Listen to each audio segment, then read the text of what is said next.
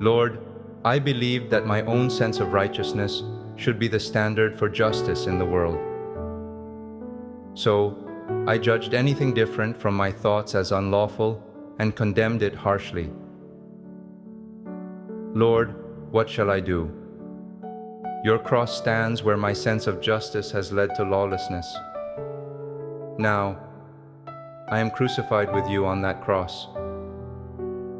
My sense of justice will turn to dust, and your thoughts will establish true justice within me. Now, within your justice I see Perez.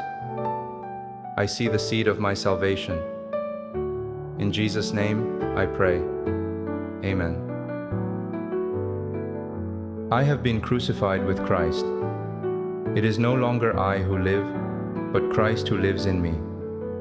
And the life I now live in the flesh I live by faith in the Son of God, who loved me and gave himself for me. Galatians 2:20. Take a moment to close your eyes and have your own personal prayer time.